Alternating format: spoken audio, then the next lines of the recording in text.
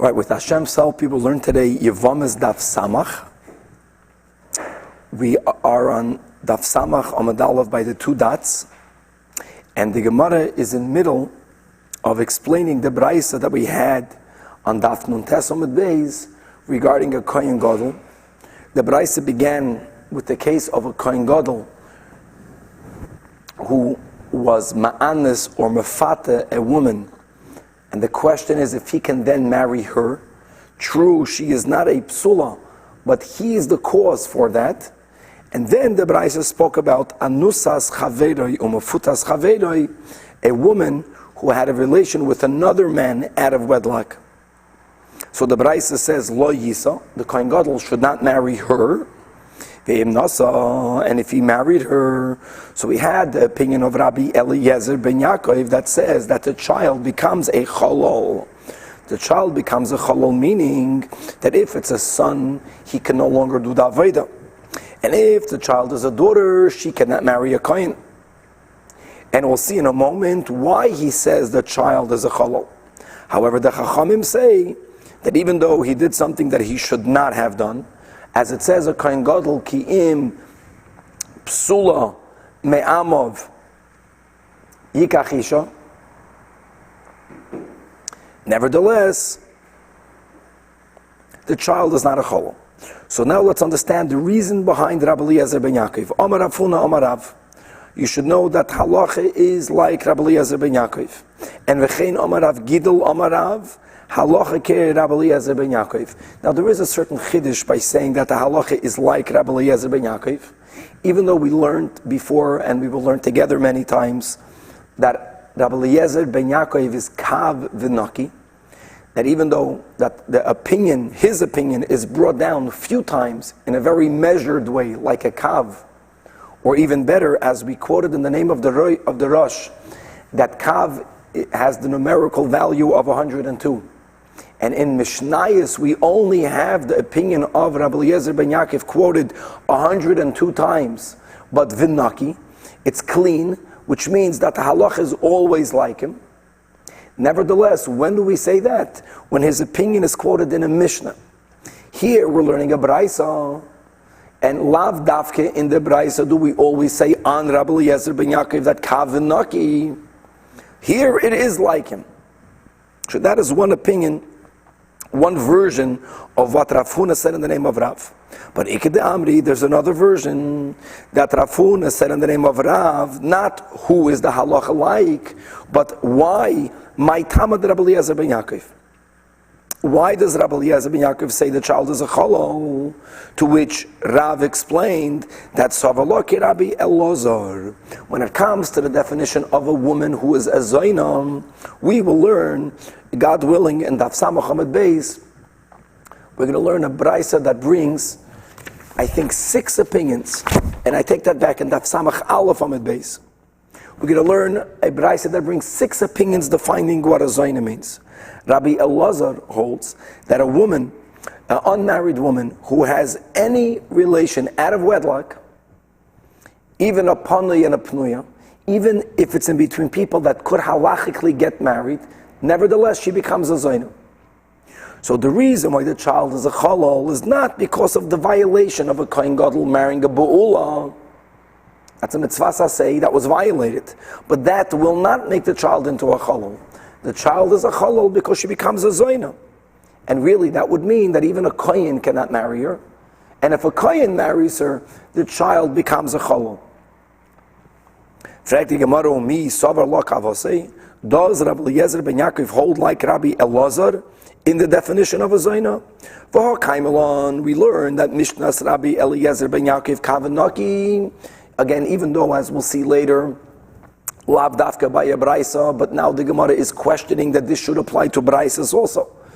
Being that his opinion is quoted, and it's Rabbi Eliezer ben Yaakov, the halach is like him. And if his opinion is based on the sheet of Rabbi Elazar in the definition of a zoina, regarding the Rabbi Elazar, Amarav Amram, the Bach takes out the words Amarav, ein halacha ke Rabbi Elazar. So kasha. It can't be both ways. And like we said many times, kasha does not mean to yufta, because the answer to the kasha would be that this is a braisa. So lav dafka, the halacha has to be like him. But that is the first explanation. Ravashi gives another explanation. That the reason why the child is a cholol is because he violated the positive commandment. And biyesh cholol michayvei asei kol miflagi. That the machlokes between Rabbi Eliezer ben Yaakov and the Chachamim has to do with a kohen gadol violating a mitzvah asei, if that union produces a cholol. Rabbi Eliezer ben Yaakov savar yesh cholol mechayvei asei, and the Rabbanan savri ein cholol mechayvei asei. And my tama, what will be this argument based upon? So the reason of Rabbi Eliezer ben Yaakov will be based on he read the psukim.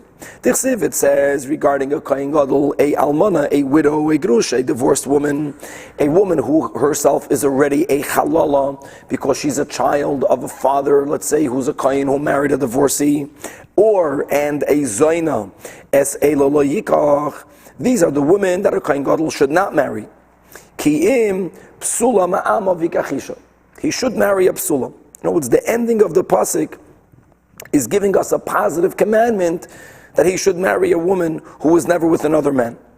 And it says, Viksivin, right in the next pasuk, juxtaposed, V'lo yechalel zaroi ba'amav, that the kohen gadol should not have children that are chalalim. So Rabbi Eliezer ben Yaakov says, Al kulhu, that all of the prohibitions that are mentioned in the previous verse, including the positive commandment, ki im psula, that if violated produces a cholol. The Rabbanan hold that the word eila, hifsik ha'inyan, it separates the reisha of the pasuk, that's speaking about the mitzvahs loisa, say the lav of him not marrying, not an almana, not a gerusha, not a halala, not a zoyla. Those are unions that will produce a cholol.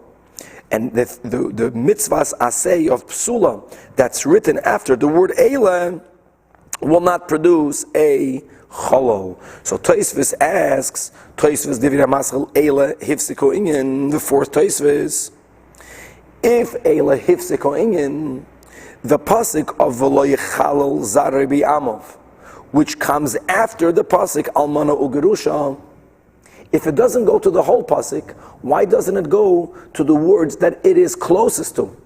And the pasuk v'lo yechalel zarei b'amav is closest to the seifa of the pasuk. So why don't we say the opposite? That only a marriage with a psula will produce a cholol. So Tosfos says that it's not mistaber. Pasha doesn't make sense. We have a rule that a lav is more stringent than an asay. So it makes sense that if any violation will produce a cholol, if it's not on all of the cases, it should be on the violation that's a more chamur dika violation. So therefore we put it on the reisha of the pasuk. Rabbi Eliezer ben Yaakov tells you, true, the word eila is extra, but it's not here to separate the pasuk vis-a-vis cholol, but it's limu'ute, it's to exclude one case, and that is the case of a nida. Meaning, if a kohen gadol and also a kohen hedyot, if he has a relation with his wife, God forbid, when she's a nida, even though having a relation with a nida is a violation that carries the penalty of kares, it's a more stringent violation than a kohen gadol marrying an almana. That is only a lav. Nevertheless, the child, if a child is produced from that union, the child will not be a cholol. Continues the Gemara now, Keman Azlaha the Tanya, who will be the author of the following Braisa. May Eila, says the Braisa, Ata Oisa Cholol, V'i Ata Oisa Cholol Minida. The Eila is teaching you that a relation with a nida will not produce a cholol. Keman ki Rabbi Eliezer ben Yaakov, because the Chachamim use the word eila to separate the pasuk into two, and it's not there to teach you the din of nida.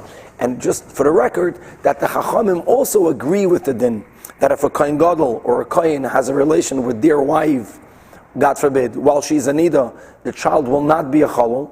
The question is, where do you learn it from? And the word eila teaching you that is only according to Rabbi Eliezer ben Yaakov. Now the Gemara asks, Rabbi Eliezer ben Yaakov nichtevei le'eila lebasayif. Why wasn't the pasuk ordered in a different order? Which means the pasuk should have started that ki im psula ma'ama vikachisha ve'almana v'grusha v'chalal v'zoynas eila lo yikach. It would have flowed much better because eila is written in middle, kasha. Not the end of the world. The Torah began with the lav, then the Torah moves on to the mitzvahs aseh, but it could have been in a different order, according to Rabbi Eliezer ben Yaakov. Now the Gemara continues, quoting a brisa. This brisa is speaking not about a kohen gadol. This brisa is speaking about a kohen. A kohen, all kahanim, male kahanim, b'nei Aharon, are forbidden to impurify themselves, with the exception that if and when one of their 7 close relatives, the 7 close relatives is a father, mother, brother, sister, son, daughter, spouse, if they pass away, during the burial, they have a mitzvah to bury them, and they will become tamei. Lo yitamu. Now when it comes to a sister, the sister is not someone to whom a kohen always has to become tamei. It's only to a sister, the pasuk writes, V'la achoisoi hapsula, hakroiva elov, asher loi hoisa leish, is lo yitamu. And as you can right away hear, it's a very expressive verse. It's not just V'la achoisoi hapsula, that to the sister there's a aversion to who you can become impure. Sister's aversion means she's not married. It says lo hoisoi hapsula, hakroiva elov, asher loi hoisa leish. It's very repetitive. So the Brisa says like this. What about achoisa arusa? If a kohen has a sister who's engaged, a biblical engagement, and that sister dies.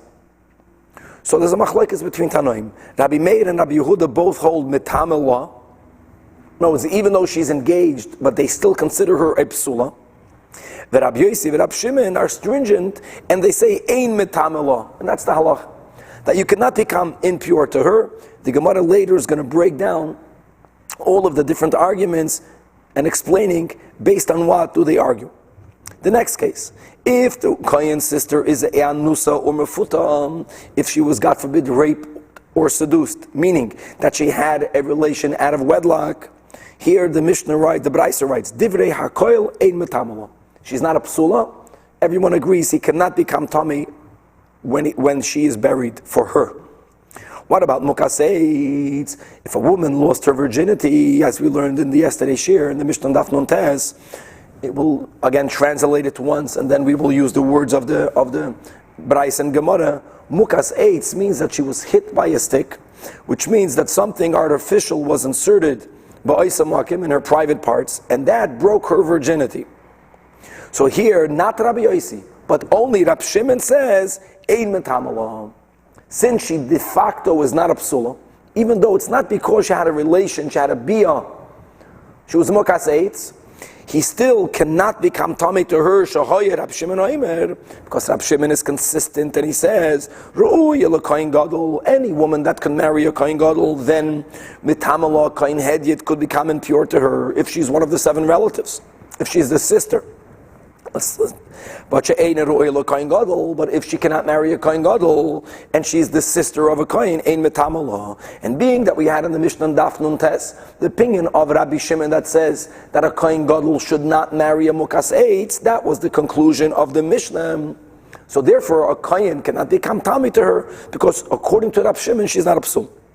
And now the final case of the Brisa, Uboy Gares, a sister who is older than 12 and a half. And as we were learning yesterday and 2 days ago, that as a woman becomes older, naturally her besulim become weaker, become somehow diminished. All of the Tanaim and our Mishnah will agree that a kohen, the brother, could and should lo yitama become tamei to her. So now the Gemara begins to explain the Brisa. My Tamad Rab Meir Rab Yehuda, that they were lenient, and they say that a kohen could and should become tamei to the sister of a kohen, even if she's engaged. The Darshi Hachi. This is how they interpret the pasuk. V'la achoisei hapsula, that comes to exclude a woman, a sister who's not a psula, even if she's not a psula out of wedlock. La anusa mefuta. You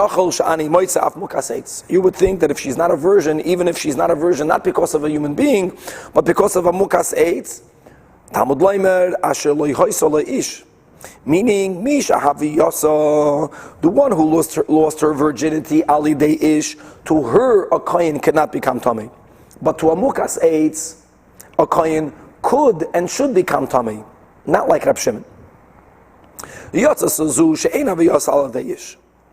the pasuk says the words hakreva, the relative. Well, the word hakreva is not needed. Every sister is a kreva. So what is kreva coming to include, according to these first Tanoim? Ha'arusa, a sister who's engaged, but she's still your sister. And the final word, elov, again extra, l'rabbis habaygeres. Why did the Torah have to add the words elov to include a sister who was a boygeres? Nevertheless, a kohen should become tamei to her. When we just learned in the previous daf that when Rav Meir was explaining his interpretation of why a kohen gadol in the Mishnah cannot marry a boygeres, right? And the Gemara explained why, because it says v'hu isha bivisuleha, and the Torah could have written v'hu isha psula. And to this Rav Meir said that had the Torah written the word psula would have meant even mixas psula, meaning a kohen can marry a woman even if she doesn't have all of her virginity because she's a boygeres. And then, being that the Torah said bisuleha with an extra yud, that yud came to exclude the boygeres. But over here, the Torah doesn't write psuleha. Here it's written psula. And according to Rav Meir, psula means mixas psula. And she's still mixas psula. So why do we need elov? It's still we need the word salkat. I would have thought neilav psula mahasam. Rashi says the hasam refers to a case where we're speaking about a woman who gets raped. And the Torah uses the words na'ara psula. And we will think that the word psula only goes to a nara. That malahalan, a nara is a psula. Afkan, only a nara is called a psula because she has all of her psulim. So the Torah still needed to write the words elov to include even a boygeres. Okay, that's Rashi. And the Tosfos doesn't say that we would learn it from there.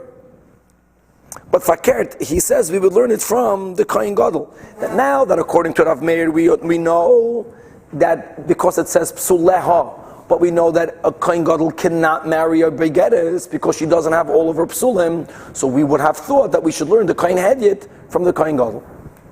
Now we're going to go on to the next opinions in the Braisa. V'Rab Yosi, V'Rab Shimon, 4 lines from the bottom, Daf Samach Amud Aleph, Mai Tamayu. We're going back to the first opinion that hold that if the Kohen's sister was engaged, and then she passes away, the Kohen cannot become Tamei, because the Darshi Hachi. This is the way they explain the pasuk. V'La'achoisoi hapsula. The word psula comes to exclude a sister who was anusa umafuta umukas eitz. This is only according to Rab Shimon.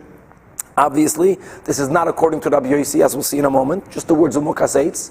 But psula comes to exclude a woman who's a non-virgin. Asher lo yhoisa.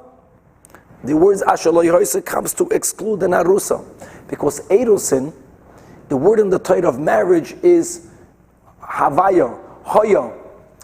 Right? She was to a man. Belonging to a man begins with kedushin. Should asher lo yhoisa leish means she's not even engaged. If she's engaged, the kohen cannot become tamei. The word kroiva comes to include one exception, that if she was engaged, but now she's no longer connected to her husband, either because he divorced her, the Gemara says in this Garsha, also if she became widowed, and now she dies, now the kohen could become and should become tamei to her. Elov, again, l'rabis es haboygeres. Says the Gemara, we learned that hakroiva comes to include a kohen's sister who was first engaged, but then shenis garsha, turning the page to Daf Samach Amud Beis, fragt the Gemara, v'ha'amar Rab Shimon, in this very brayso Rab Shimon said that re'oya l'kohen gadol, that if she could marry a kohen gadol, then the kohen hedyet can become tamei to her if she dies. She'ein re'oya l'kohen gadol ein metamela. And a woman who was engaged and then becomes divorced, what is she called? A gerusha. A kohen gadol cannot marry a gerusha. Even a kohen hedyet cannot marry a divorced woman. So why do we need a pasuk to include her? So the Gemara says, no, shani hasam, the rabbi rachmana kroiva. That being that the Torah also says the words kreva, so kreva comes to include, so you would think she's included, so that's why you have to have the other word to exclude her. Which kreva would have included her. Okay. In fact, the Gemara Yachim Mukaseitz Nami Rabbi. Why don't we say that the word kreva comes to include a mukaseitz? So the Gemara answers kreva, that the word kreva is written in the singular, and it only comes to include one and not two.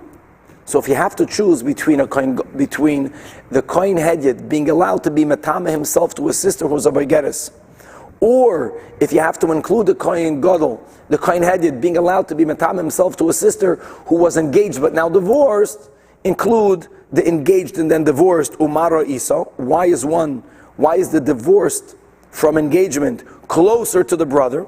Because ha isabed b'maisa. The mukas eitz is someone who something happened to her, and being that something happened physically, there's a change in her.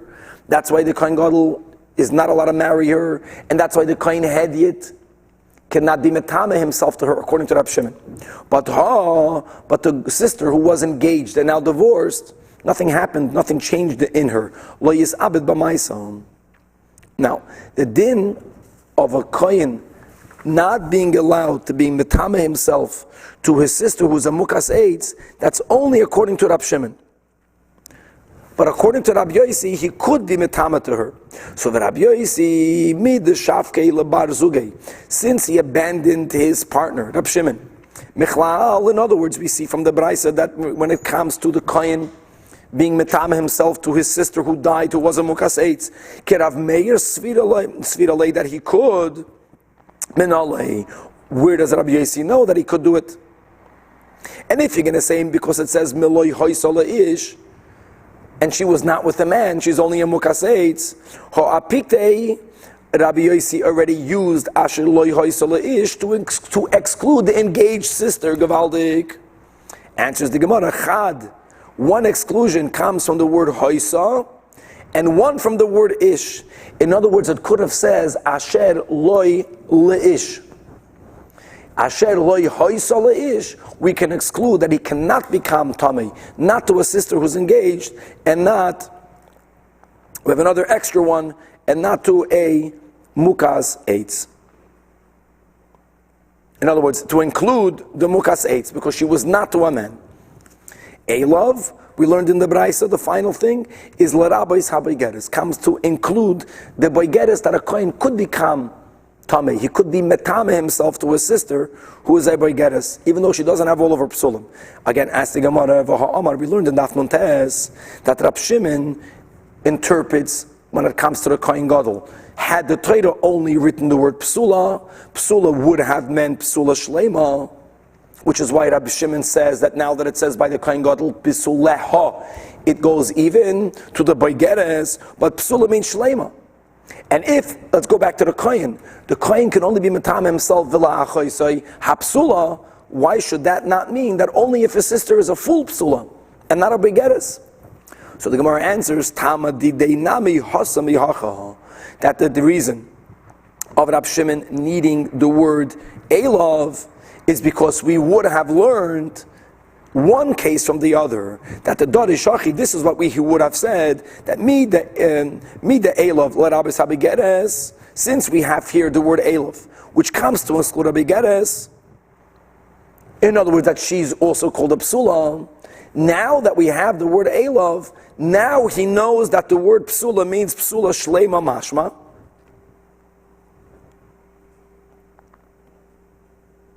Since we need to have the word elov to include the begeres, which means that if not for the word elov, we would have thought that he cannot be metame himself. That proved, according to Rab Shimon, that the word psula in itself means a psula shleima.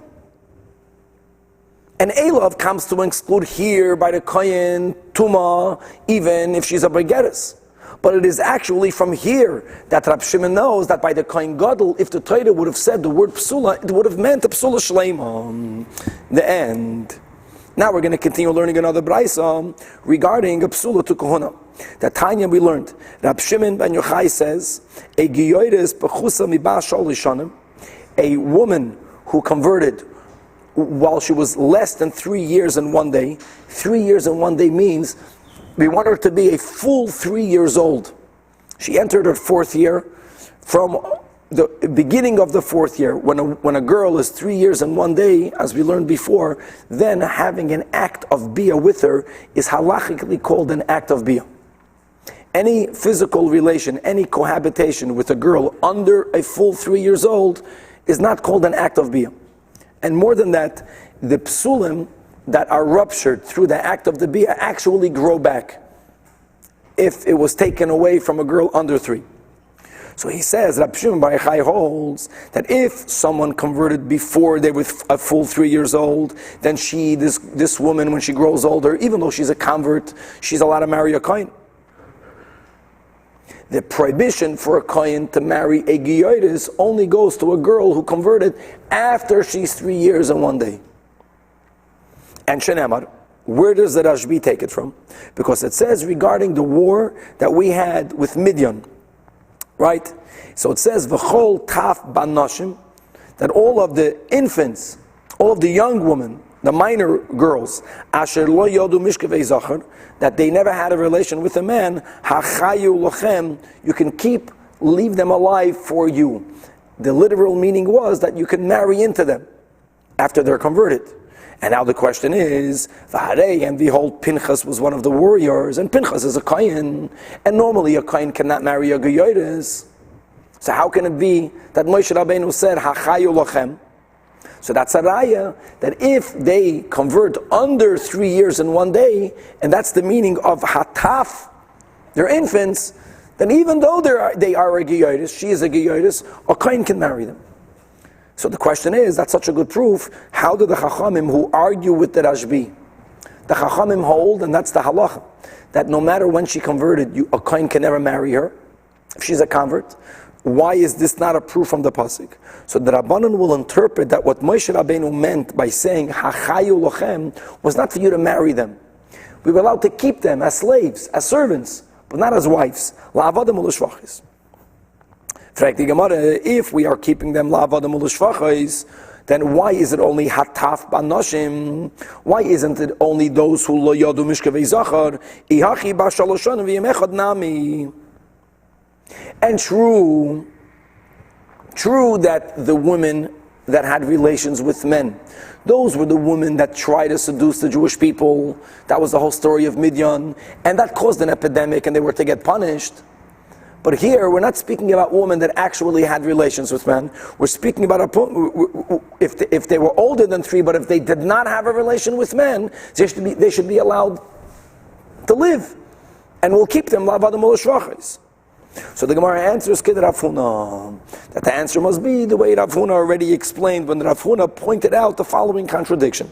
The Rav Huna Rami, Ksivit says, Kol Isha, the word Isha refers to an adult woman who's Yoida'as Ish Limishkav Zachar, who knew a man, Haroigu, these women should get killed, which implies Ha Eino Yoidas, if she's an adult, but she did not have a relation.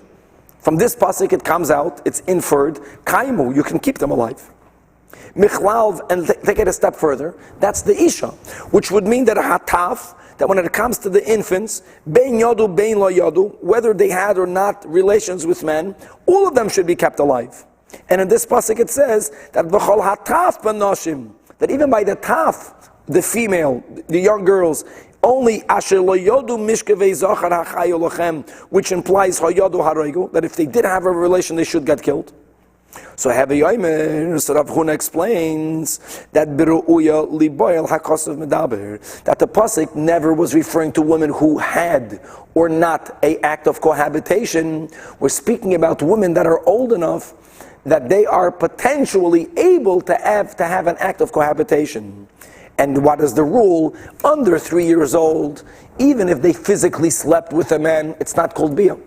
Over 3 year old, they are called women asher yadu mishkevei zachar, or mishkav zachar. Yadu means that they are an act of cohabitation is called an act of bia. Anyone older than 3 were killed. All of the girls under 3, under full 3 years old, were kept alive. According to the Rashbi, they were converted, and even Kahanim can marry them. According to the Chachamim, they were kept alive as slaves. Tanya Nami Hachi. V'chol isha yoida'as ish. When it says in the pasuk by Melchemes Midyan, any woman who knows a man. So the Braisa says it doesn't mean that they killed the ones who actually were with men. It only means beru'uya liboyel hakasav medaber. Women that could be with men. They're old enough for their act of bia to be considered bia. Ata'emer beru'uya liboyel asks the Braisa, is it what I just said? Or einoi elod nivalo mamish? Maybe the Torah actually meant only kill those who actually were with men. So keshoimer v'chol taf v'chol hataf banoshim asher lo yodu mishkav zocher heva oimer. In that verse that's speaking about infants, we're speaking about v'ru'uya liboyel hakasav medaber. Okay, so now the question is like this. As we'll see later, there's a certain examination that they knew how to make to find out if a woman is a ba'ula or a psula. So if Moshe Rabbeinu was telling the people who waged war, kill all the women that were with men, all the women that were not with men you can keep alive, that is something that you can discover, you can find out without a miracle. But if we're speaking about keeping alive girls that are under 3, but if they are over 3 you have to kill them, even if they are still psulois, how would you know that? How did they do that? I mean, they waged war, they captured all of these people, there were a lot of children. How would you know if a girl is entered her, if she had her 3rd birthday, if she's entering her 4th year, or if she's one day before it? Menayadi. So Amar Afuna Bar Bizna in the name of Rab Shimon Chasida, that a miracle was done for that. That He'evirum Lifnei Hatzitz. They passed all of these infant girls in front of the Kohen Gadol's plate that he wore on his forehead, in front of the tzitz. Kol shepaneha moirikois. If any of these young girls, if their faces turned moirikois, sallow means that their faces turned a unhealthy yellow or very light brown. Biyadua shehi ru'uya libo. It's clear from here that this is someone who's over 3. However, kol she'ein poinei moirikois, but if her countenance of this girl did not change, it remained a healthy appearing countenance, it was not a unhealthy yellow or a pale brown, then biyadua she'ein ru'uya libo. And based on this, we also have the statement of Rav Nachman that simin la'aveda hidroikan, that a sign, a physical sign, that a person is already is close to sin. But whenever we have the word aveda, we're speaking about sexual sin. And aveda doesn't mean over here that the person already sinned, but a person is contemplating sinning, a person is connected to sin, is when their countenance becomes this hadroikon, this type of moirikos, unhealthy yellow. There are other people that interpret the words hidroikon, that hidroikon means dropsy, which is a whole different thing. Dropsy is some type of illness where the lower part of the body gets filled with water. But regardless what hidroikon means, we have this similar concept that the girls that were over 3, they needed to be put to death. Even if they were not with men. Why were they put to death? Because all of the girls that were over 3 from Midian, all of them were sent to the Jewish camp to try to seduce us, to do znus with them. And even if one girl was not successful, but she was already, there was an Aveda done here. In other words, they were already on the way of doing an Aveda. There was an attempted Aveda, which is exactly what Rav Nachman means when he says Siman LaAveda. Siman LaAveda doesn't mean that someone's, let's say Hadreikin means one's countenance turns yellowish. Rav Nachman is not saying this only regarding someone who already sinned, but he's speaking about someone who's already on the way to sin, that this affects them physically, either by the countenance of their face or by some type of illness and where the body starts to accumulate water. You know, it says in Hasidus that Chachmas Adam Toyar Panav, that from the countenance of the face you can see everything. We just don't know how to read faces. But the face of the person is Kizeh Sefer Troildes Adam. Everything can be seen on the person's face.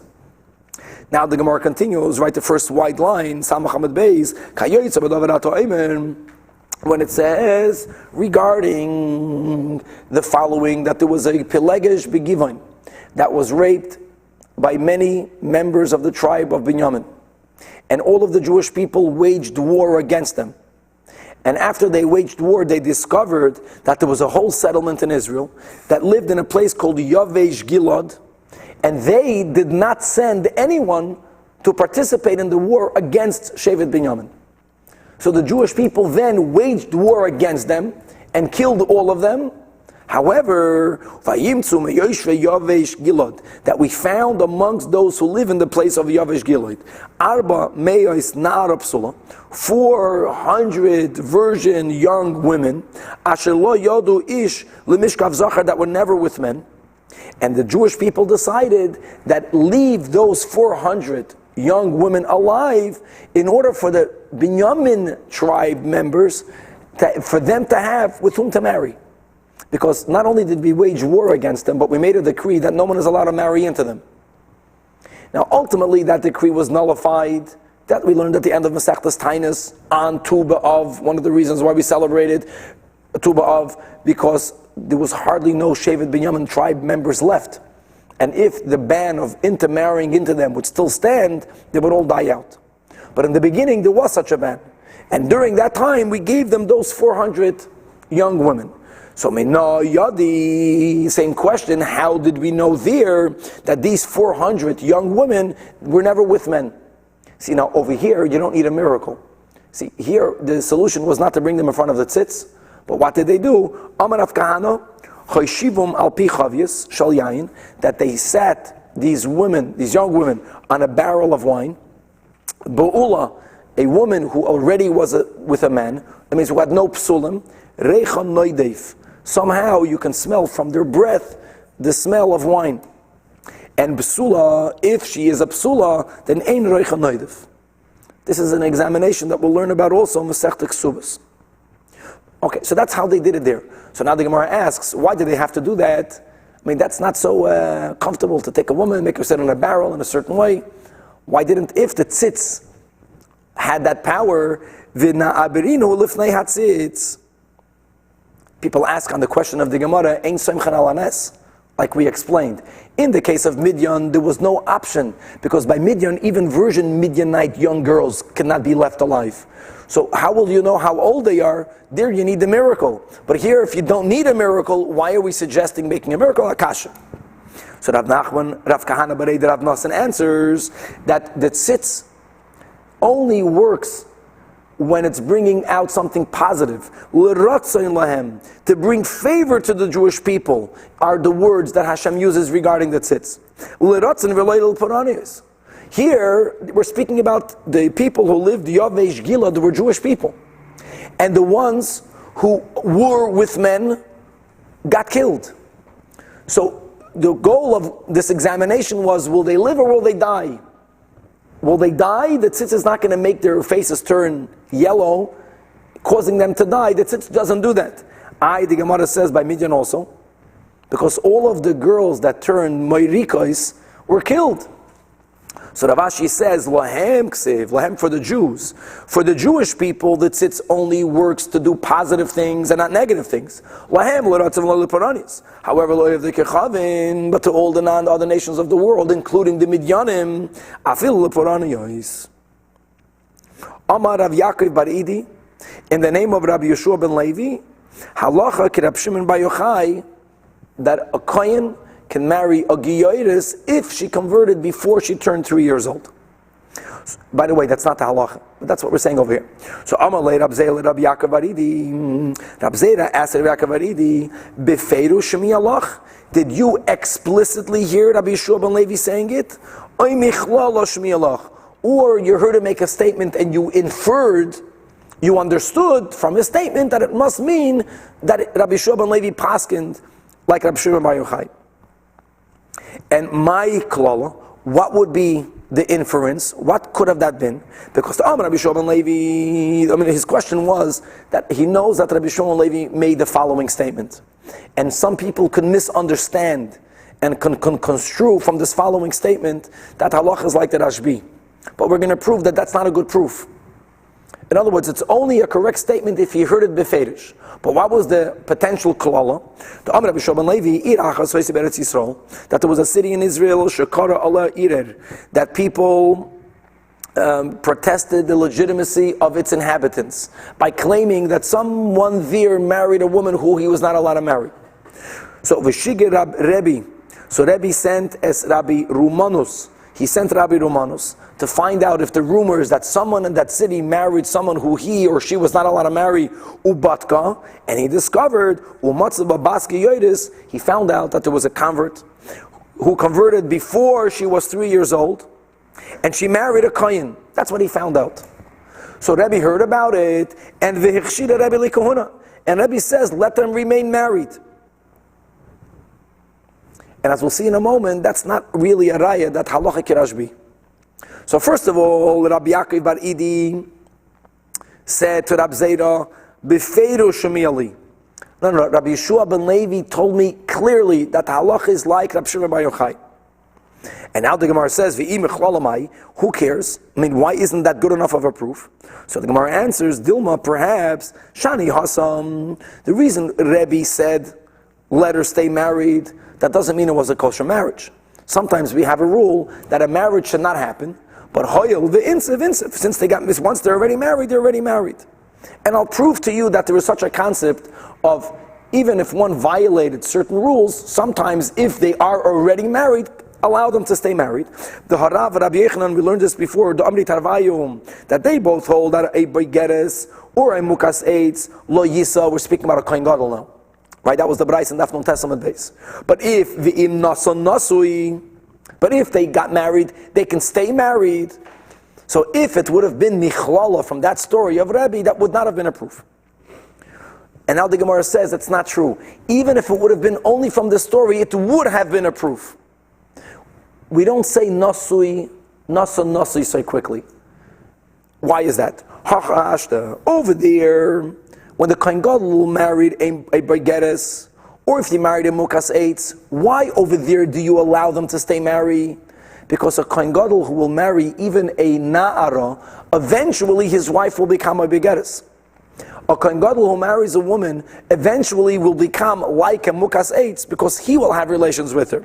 Hasam seifeli begeres tachtov, seifeli bu'ula tachtov. But if we're going to say that a giyotis, even if she converted under 3, is considered a giyotis that cannot marry a kohen, and as we'll see later, the reason why a giyotis cannot marry into a kohen is because Hashem does not allow a kohen to marry a zayna. And goyim, according to halacha, are shtufei zima. They have a lot of relations out of wedlock. So, married or not, we say she had a relation with a man. And as we explained before, that this would have been true even if she's under 3. Eloma, under 3, bia is not called bia. But if we're going to say that even a under 3-year-old act of cohabitation is considered an act of bia, so seifa liya zayna tachtov. What?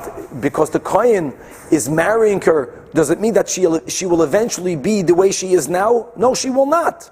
In other words, a kohen gadol marries a mukas eitz, she eventually will be just like a mukas eitz, which is why we allow them to be married. But here, if it would not have been mutter, Rebbe would not have allowed them to stay in their marriage. So even from this story, we can also infer, and even better, that explicitly, Rabbi Yeshua ben Levi said, halacha ke rashbi, that you can marry a giyoris if she converted before she was 3. Rab